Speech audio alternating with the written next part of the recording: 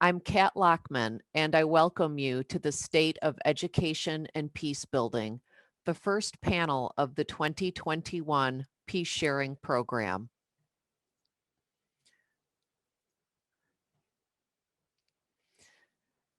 During 2020, educators and peace builders alike adapted nonstop to an evolving landscape. Digital connectivity moved forward rapidly, but not always equitably. Many educators and practitioners quickly developed digital versions of projects to engage learners and communities. But some learners and even educators face challenges gaining connectivity and having devices for themselves and students. To rapidly expand school connectivity in an effort to adapt to so many school closures, more than 150 partners in the Global Education Coalition, the Broadband Commission, and significant numbers of expert stakeholders are working together to connect schools and youth. In fact, we've shared a resource with you about this effort in the chat box called the Digital Transformation of Education, Empowering Schools and Connecting Learners. Today, we'll be discussing how both peace builders and educators assess the current landscape, including promising practices and a look forward to what's next. Our panel format will consist of short opening remarks from our esteemed panelists, followed by a moderated discussion. Feel free to check out our speaker bios. The link is in your chat box. But before we start, please participate in our short poll appearing now on your screen. This only takes a few seconds to share some quick feedback with you, and it's a big help for us. Thank you. This session is being recorded.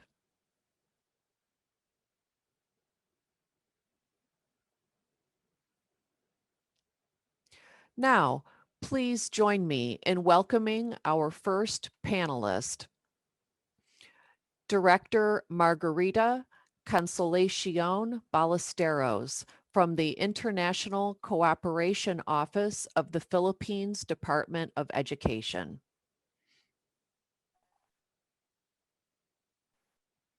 Thank you, Kat. Good morning, good afternoon, good evening to all of you or to our viewers. I'm Director Marge. I'm fondly called Marge for short because the name is so long, very Spanish. Though I am from the Philippines, Filipina. And thank you, Mr.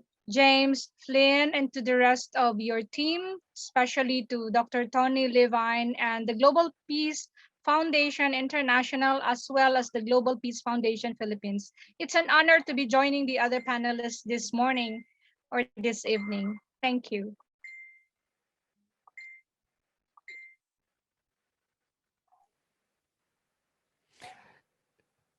So Director Marge, we invite you to share with us your opening remarks of about 4 minutes now. Okay. Thank you, Kat. In the Philippines, when we talk of peace building among the youth, this is organized not only by our Philippine National Youth Commission or the NYC, we call that office that way, headed by all youth ambassadors or youth commissioners. In the education sector, particularly the Department of Education, we do have our young people, our senior high schoolers, or we have from grade 7 to grade 12. We have this established organization for youth leaders, wherein also the Global Peace Foundation Philippines is shepherding a number of schools that are based in the three major islands. So we have Luzon, Visayas, and Mindanao here in the Philippines. And peace building is really still a struggle, still a problem in some of the areas here, particularly in the South. But because of our collaboration with partners like GPF Philippines, for example, we have pushed forward the agenda of collaborating not only with the youth but also through the local government units. We have a very strong framework on partnerships where there is an involvement on the ground, not only the schools but also our school leaders and the identified focal points for from the different schools, including the local government unit. We have seen a number of issues on the ground. Like number one would be our efforts on making the schools a school of peace, as zones of peace, especially in areas in the south where there is, like what the lady has shared in your video earlier, there is still a struggle on how we can really put forward our agenda on peace building, not only among the youth, but even among our adults. You might have heard about our problems here, the insurgency problems, having our, we call them the nice people around, those who go to the mountains, leave their places of work because of their own ideologies, and sometimes they cause disruptions as well, not only among our schools in the south, but also, of course, in among the communities. So what are we doing on the ground for peace building processes or our peace building efforts? One, we have dedicated teachers who are pushing for knowledge, and that's, in our lingo they call it a tulak kaalaman. It's pushing for knowledge would mean we have our Muslim brothers and Christian brothers as well in that area who took time to really come up with programs where they can reach our friends who are in armed conflict areas, and for very blessed indeed that we have them. And now those areas where we used to have, we call them war zones, are now they are now peace zones, wherein a lot of our non-governmental organizations as well are supporting the livelihood of this both young and adult members of the community. And because of this, we also brought a structure, the infrastructure for their use. Like schools have been built up in the mountains, though they belong to the last mile schools, we call them, but still there is an ongoing efforts not only in the government for this but also with the private sector. As regard to the curriculum for the basic education and the tertiary level, for this students or for this youth on the ground who are in these areas that I have earlier identified, we have incorporated subjects in the basic education curriculum and also courses in the tertiary level. And in the graduate school, there are also specific or focus content into peace development, peace sustainability, and you might notice behind me is a tarpaulin for the SDGs, where peace is one of the goal, and all of these things uh, are all incorporated in our mandate to move for the continuity of education in the midst of the pandemic. Our youth forums or fora, symposiums, meetings, conferences are now held virtually, and Global Peace Foundation has been doing that since last year, but of course with the physical presence years back. But now our participation with the youth, our youth here, especially our youth leaders, when we talk of peacemaking, peacekeeping, and we hear about lectures on keeping peace not only within the family, within the communities, but also they all go through a series of sessions. Now, very recently, we are doing mental health or mental wellness activities for them. And one of the many things that are discussed with them is really how they also can contribute to peace building, not only among their community, their families, but also in their communities at large. So here in the Philippines, it's still it's something that we commit not only in the government but also in the private sector, where we have partners on the ground like Global Peace Foundation Philippines slash international. Thank you, Kat. That's all from my end. Thank you very much, Director Marge. We really appreciate your insights and good report on what is happening there in the beautiful Philippines. Now I would like to introduce our next speaker, Matt Gamble, who is a program coordinator at Cooperation Ireland. Matt, we welcome you. Kat, thank you very much, and thank you very much to the Global Peace Foundation for this privilege opportunity to talk to you all this morning. So a very good morning or a good afternoon or good evening from wherever you're tuning in with. My name is Matt Gamble, and I work for Cooperation Ireland. And Cooperation Ireland is an all-island peace-building charity. We were formed and founded in 1979, and at present we have 40 staff members. And we have offices across Ireland. So we have offices in Belfast, in Dublin, and also in Cork. And we're hoping to expand out to Galway, out in the west of Ireland as well in the future. So we have a range of different programs and a range of different things that we do. Our mission statement, our vision, I suppose, is that we will build a peaceful and stable island where people of all backgrounds live and work together for a better future. In terms of the programs we look at, we have things on community work, a lot of community work over the years, conflict resolution, women's programs, and also more recently we've just launched the Cooperation Ireland Future Leaders program, which is designed for our young people.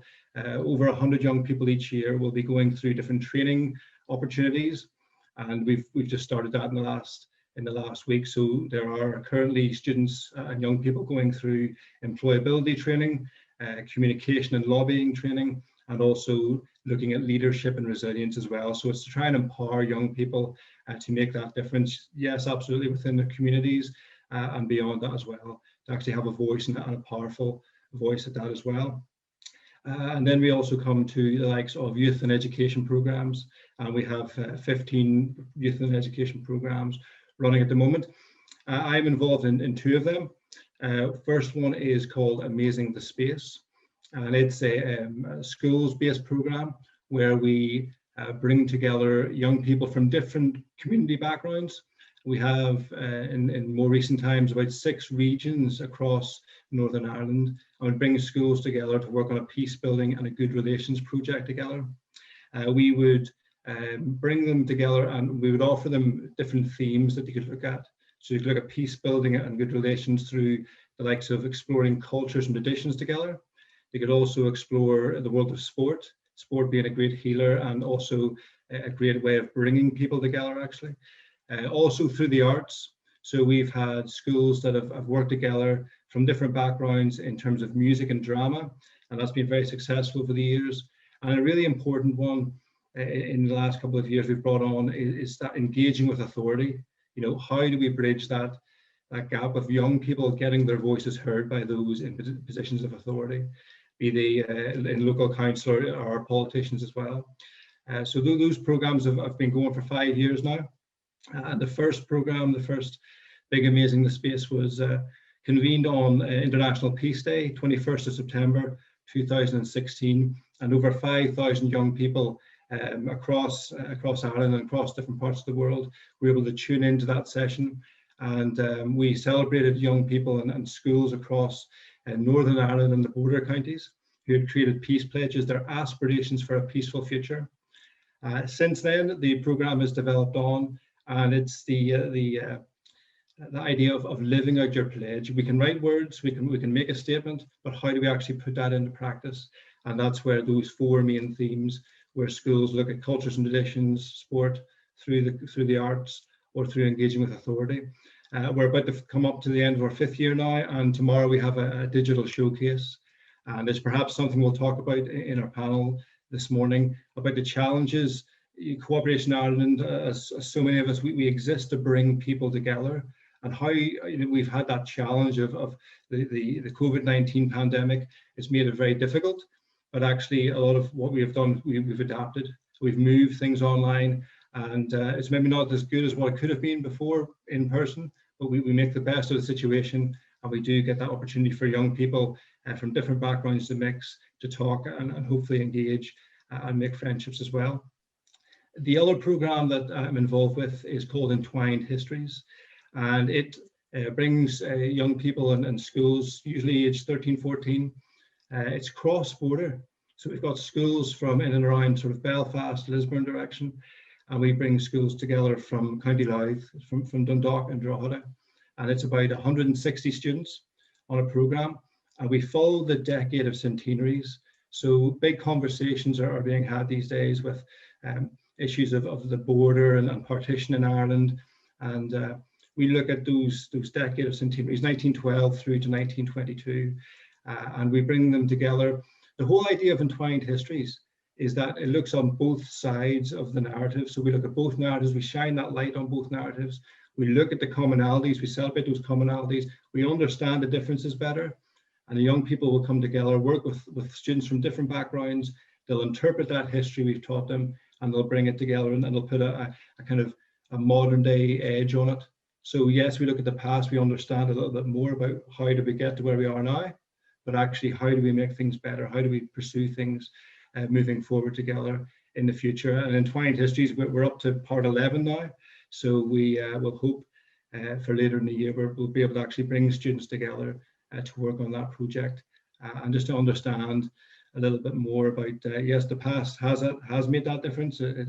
It still means so much to so many people, but actually how do we move forward together and continue those peace building conversations?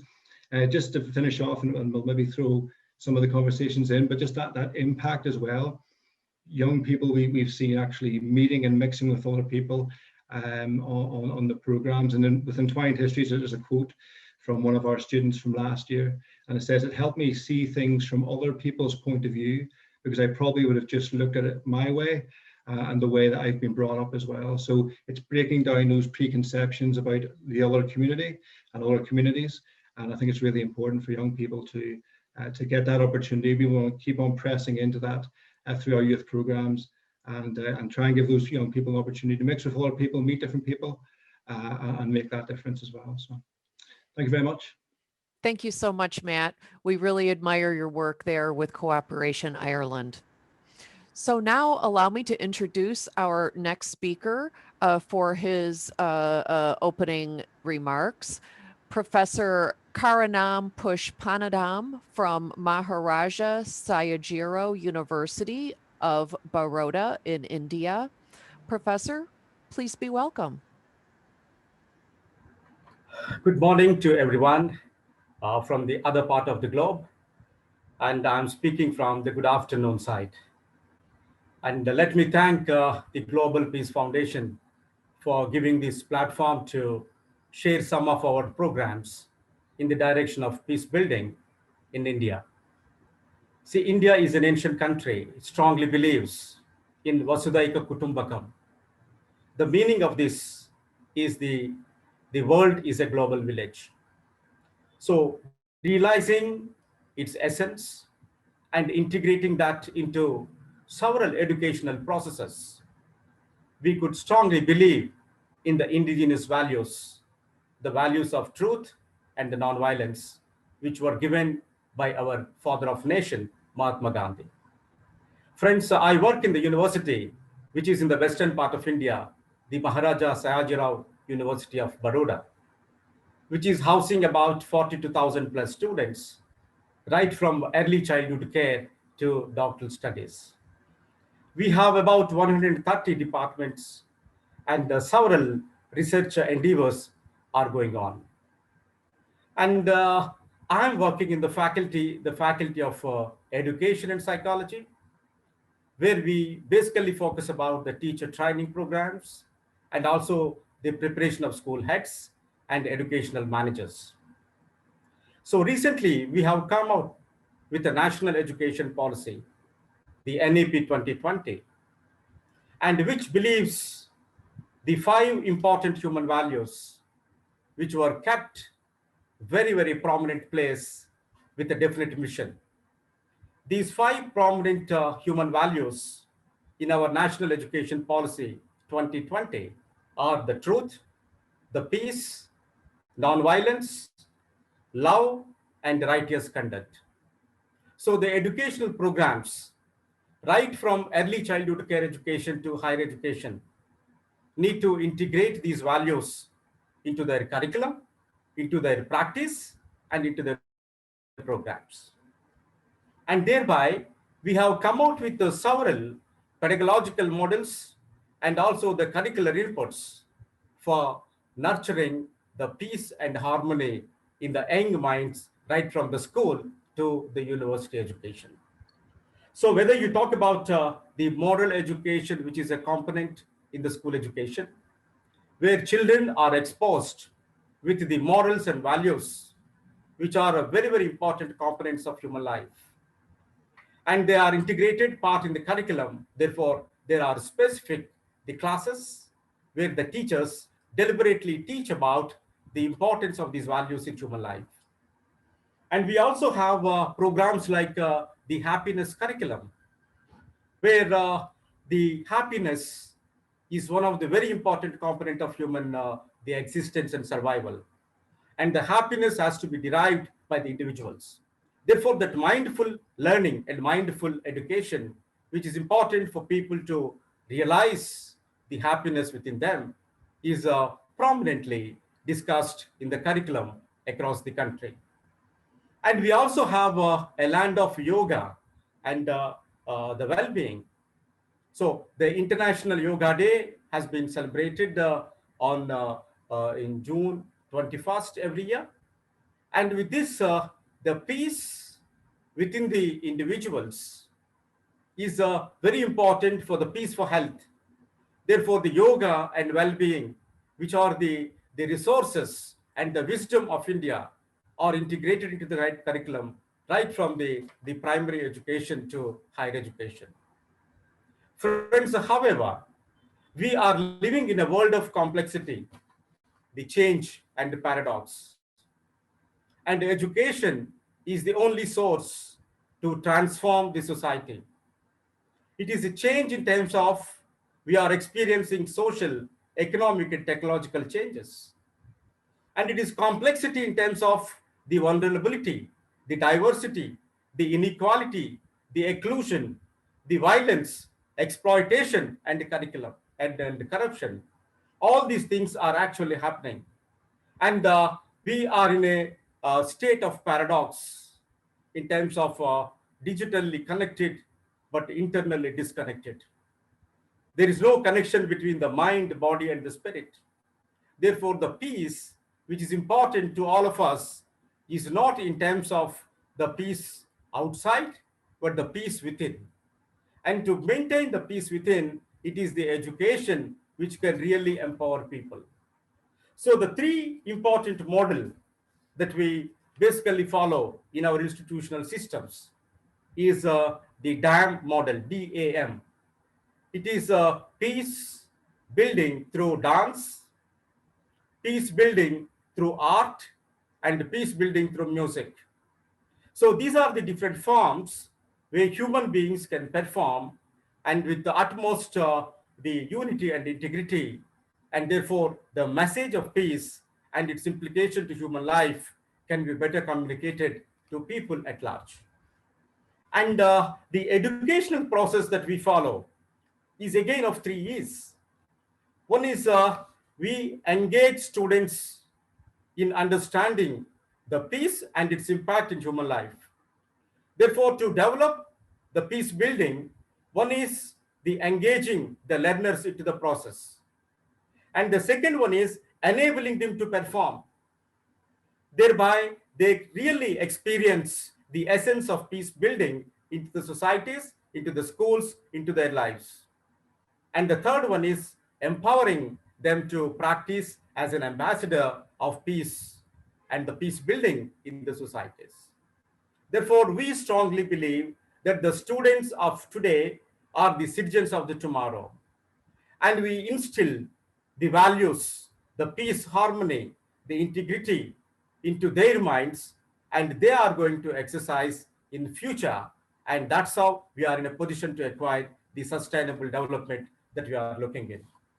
So friends, the UNESCO rightly pointed out, it says peace is not merely the absence of war, but it is the presence of justice.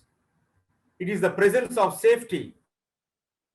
It is the presence of well-being of human beings. Therefore, we must stress the importance of peace for people, for prosperity, for planet, and for partnership. I think peace is an essential determinant for human survival and progress. Thank you so much. Thank you so much, Professor Karanam. We really appreciate your insights. Now let me introduce our final panelist for opening remarks. Please welcome Tracey Burns, Senior Analyst in OECD's Center for Educational Research and Innovation. Thank you, Tracey. Thank you, Kat, and thank you, other panelists, for your very, very interesting interjections, and also thank you for the invitation. This is really a pleasure to be here and an honor to be here with such an interesting group of people. And Professor, you've made my job easy, I think, by really stressing the connection between peace and education, and the importance of really reminding ourselves of why we care and why it's so important. So I was asked to sort of talk a little bit about our work on the scenarios, and this is some work we've done looking at OECD scenarios for the future of learning or the future of schooling. And although they're OECD scenarios, we have presented them. They're being translated into Arabic, Chinese, a number of different languages, and they seem to be resonating much more broadly. And I think one of the reasons for that is because they ask questions and the answers come from the local area, but also because, for better or for worse, the experience we've all had with the pandemic has really reminded us that even though we might have the best intentions about the future and understanding the future we want, we can't always control that. And in fact, the future is inherently unknowable. COVID-19, a huge shock. We had to change everything we were doing. And so when we work with scenarios, and here there are 4, but there are other ways to do it, it's fictional multiple versions of the future. And the idea is that it allows us to test assumptions, to anticipate potential problems, to stress test and see, will this work? If not, where is the problem? And then ultimately to future-proof, so you can really realize the goal of peace for all, education for all. Schools, there are 4 scenarios. Very briefly, in the time I have, I just want to put them on the table. First, there's an option that schools stay the way they are. In fact, right? We know their power. We have missed them. Even adolescents have missed schools when they were not allowed to go. The social element, the caretaking element, and also schools play a very, very important component in bringing people together who are from very different backgrounds. And this is a function of our society that we see less and less, especially in a digitalized world where filters and algorithms are sort of putting us into like-minded groups. So this inherent element of education to bring different people together, which is a part of tolerance, which is a part of peace building, is, I think, intensely important and will continue to be important. So schools might stay the same. Another option, and this is again a fictional scenario, is that schools become much more privatized, that market forces take over. We see this already in funding models. We've already mentioned sort of the increasing presence of the private sector. There are new forms of work. Parents are becoming much more empowered to choose for their children, and they often choose to go outside the public system. That's a genuine possibility. And then there's a question about what does that mean for education as a public good? What does that mean for our most disenfranchised citizens? A third potential future is school as a learning hub. It's sort of the the sort of best of all worlds in many ways. It's the chosen scenario for many people, where you see a rise of local actors and the powers of communities, diversity, experimentation, teachers as orchestrators, sort of using the power of empowered students, but also expertise in the community to really sort of deliver a revolutionary and sort of transmuted version of education. And while this is people's preferred future, we have to remember again that we don't always control the future. And the fourth scenario is the deschooling scenario, which is the digital world taken to an extreme, where schools no longer exist, where in fact we're learning all the time, formally, informally. We see it already through personal assistants in our home, through wearable devices. Already in 5 years, they're talking about computer brain interfaces. We see experimental versions now, but they're talking about very straightforward ones for adults and eventually youth. These are all open questions. Of course, we don't have any answers. We don't know what the future will be. But the idea is that by putting these ideas out there, by pushing ourselves to think through what kind of future do we want? If we want our professors' strong plea for peace, for citizens, for an evolved body and an evolved mind, then we need to think through what are some of the threats to that, and how do we make sure that we can sort of develop and support education as a public good for everyone, no matter where they live and with whom and what their goals are in life. And that is incredibly easy to say, but as we know, incredibly hard to deliver. So thinking of the future and thinking of our goals, but also anticipating potential problems, potential challenges, and really thinking through what might be the other alternatives and what can we live with. There are good elements of the other alternatives, of course. What can we take from that? And what would we rather avoid? And I think that in a world where we would expect, COVID-19 was a wake-up call, but we expect more uncertainty, whether it's another pandemic or natural disaster or other future shocks. We expect there to be more disruption, and we expect increasing digitalization. And I think these are very serious forces that we cannot discount, and we have to include when we think through what we see and how we see education evolving in the future. I'll stop there and look forward to our discussion. Thanks very much. Thank you very much, Tracey. We will now move forward to our next segment, which is a moderated discussion. Just a short time check. We are running a little bit behind, so I will request that panelists keep their answers relatively short, maybe 2 minutes or so in response to these questions. And so let me first start with you, Tracey. One of the scenarios that you mentioned about was building community learning hubs, both in the classroom and in the larger community. I wonder if you might say a short further word about the learning hub concept. Sure. In 2 minutes, I've got it. I will do Yes. my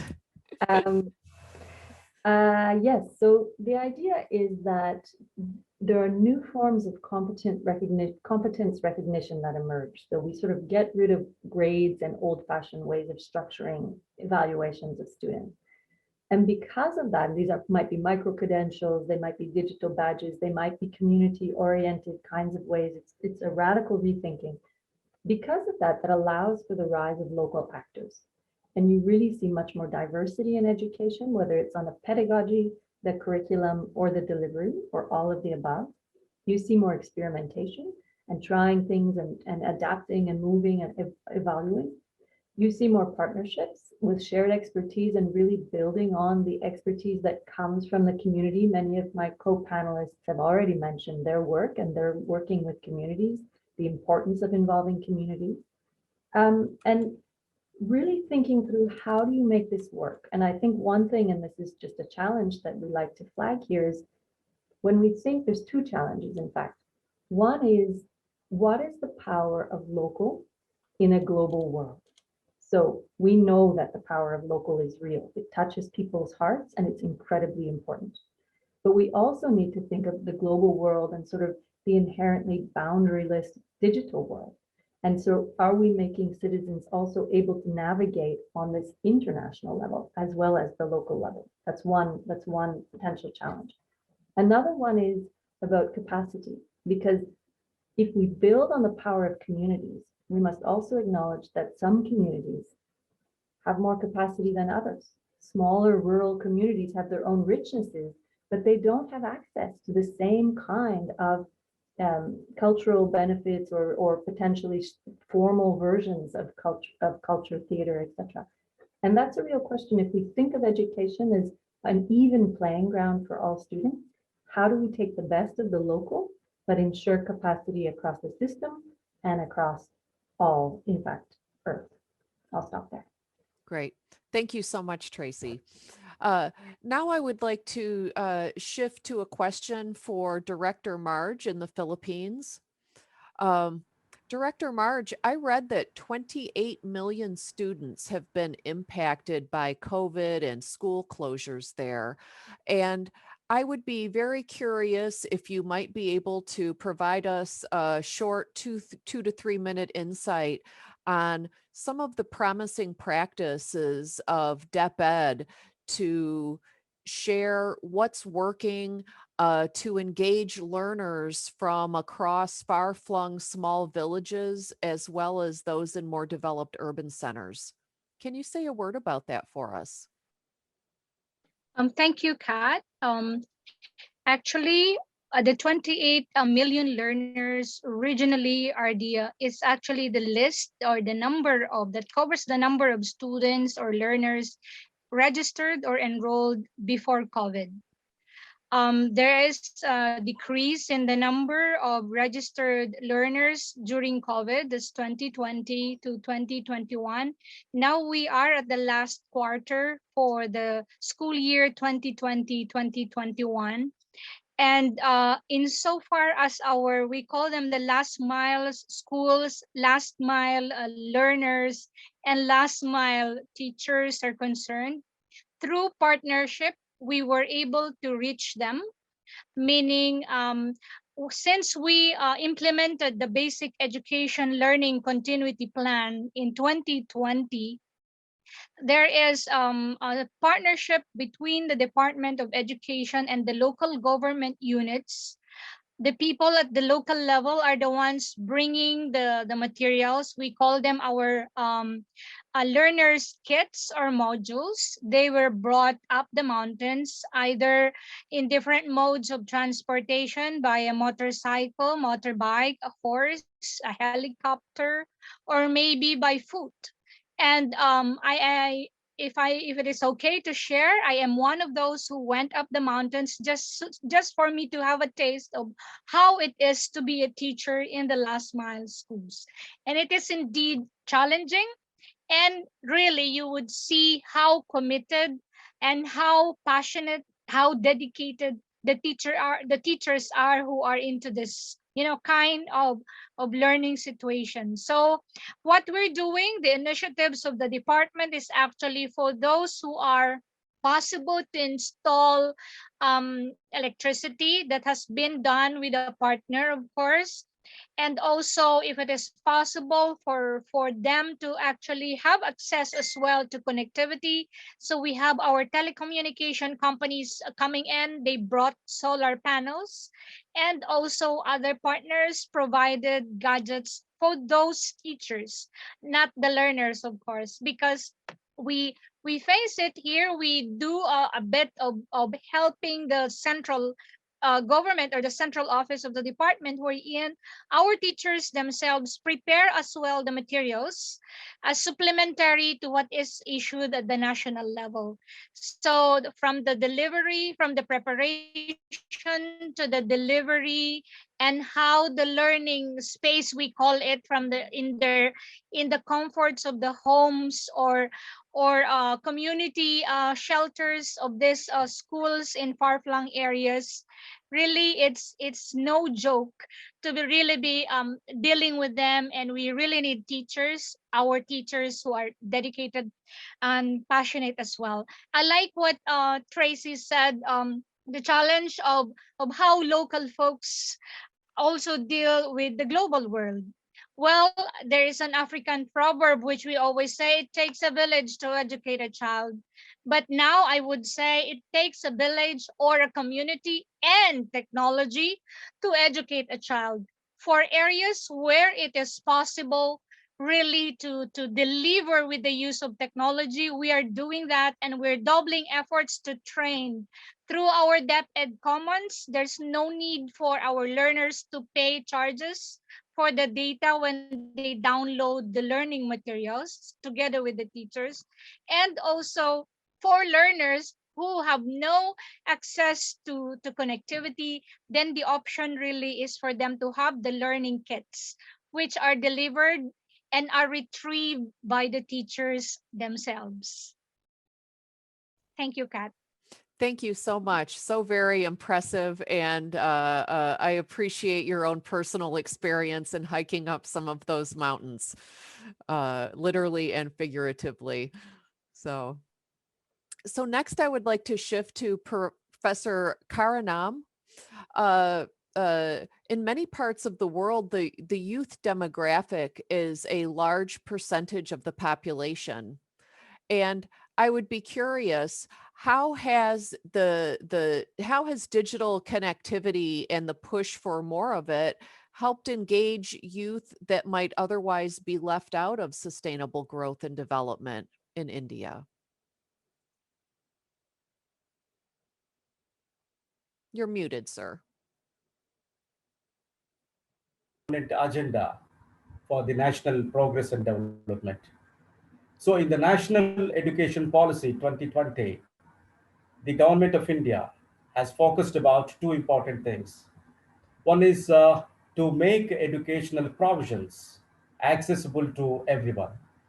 So we have been working on the universalization of elementary education, where the 100% enrollment, retention, and the quality outcomes have been the focus of education at the elementary level. And the national education policy, even at the higher education, talks about increasing the gross enrollment ratio to 50% in higher education in the years to come.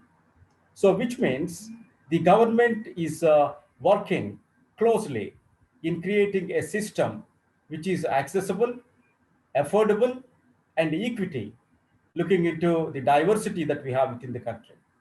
So creating educational opportunities and encouraging people to get into the system to learn and to use the learning into their life and living. That's one area. The second important aspect, which we also are strategically positioning in the country, is the skill development and entrepreneurship. So we have a large number of programs right from the school to university, where we talk about the incubation and innovation centers are created at the school level and the university level, encouraging the students to think creatively, to acquire the 21st century skills, and thereby they get adequate support, both the intellectual and the financial support at every level of education. And the skill development is a very important flagship program of the government. When we have the large number of demographic dividend in the country, where the younger people are more in number. And we also have realized that this number, the dividend that we have, will probably last for another 10 years or 15 years. Therefore, the time that we have in our hand is to make use of these 10, 15 years and to get the best out of this young population by developing the skills, competencies, entrepreneurship, and thereby they create the wealth of the nation. That's how the nation will become a progressive country in the world. These are the strategic positions that we have been working now to make use of the young talent for the national reconstruction and development. Thank you. Thank you very much. Now let me shift to Matt. Matt, in Northern Ireland, I know you work with youth who may have grown up in divided schools or communities. I would be curious how the shift to more digital landscape, how has that allowed you to include a greater diversity of community voices in peace building? And does it reflect the whole of community approach? Thank you very much, Kat.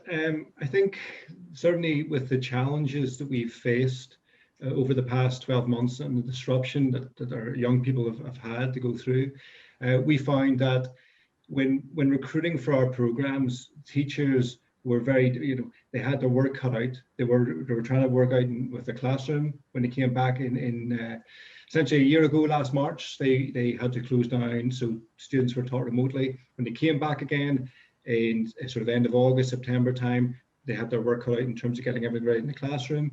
And then they were also doing online stuff as well. So the teachers I found very difficult to engage with at the start of the year. Strangely, since the students have been learning remotely again since the start of this year, we've actually been more successful in engaging in online workshops. And I think it's that idea that, trying to relate that to, we want to continue our programs, we want to be able to get the opportunity for young people to mix together and to talk to each other online. But it's about striking that balance at the same time, because you hear so often, especially in my circles, nothing beats face-to-face interaction. Teachers will say they would rather have the students in the classroom, but it's building up that idea that, yes, that balance of putting online workshops on, getting online engagement together, and the young people, we've been able to bring in different facilitators who otherwise maybe wouldn't be able to travel to schools and meet young people to help them engage.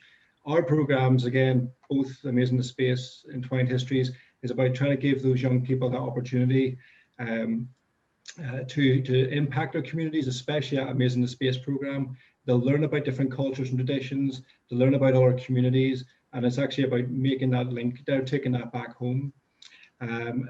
In normal times, I would say we'd always finish our programs with a showcase and a conference event, which engages the topics that we've looked at, we've studied, and the young people get a chance to present their work together, but to their communities as well. So their parents, the school community will come and visit. We've missed that. We've done it digitally this year, but it's just trying to make that connection and get younger people that voice to make more of an impact in their own communities. And that can be through, I suppose we're still learning in that respect, still got a way to go, still a route to travel. But hopefully we're hoping that online engagement, that balance of hopefully in classroom work, but also online, can actually help a bit more of a diversity of voices to come into that. Excellent. Thanks so much for your insights, Matt. And now I would like to move to close our discussion segment of our session here. I'd like to thank each of our panelists today. The experiences of Director Marge in the Philippines have been very thought-provoking as ways to reach so many communities of learners. And it's been wonderful from Matt to hear about the cross-community engagement happening in Northern Ireland involving youth. So thanks for that. Also, I want to appreciate Professor Karanam's perspectives from India and national strategies there. And certainly, Tracey, we very much enjoyed hearing about OECD's work and trend-setting analysis. So many thanks to each of you and our audience participants. Now, allow me to introduce a short poll coming onto your screen now. We would really appreciate if you would just take a moment here and make a few selections on our behalf. It helps us to get that feedback.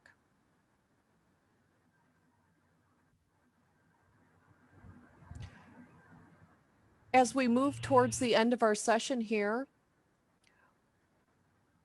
let me also just mention that we have an important event coming up later this year and request that you save the date for our upcoming Global Peace Convention.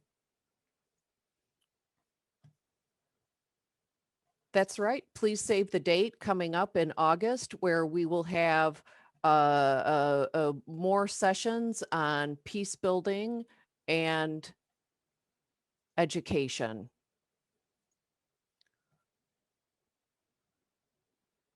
And this concludes our first session today, the state of education and peace building. Please stay tuned for our upcoming sessions. You can find the links in your email or in the chat box.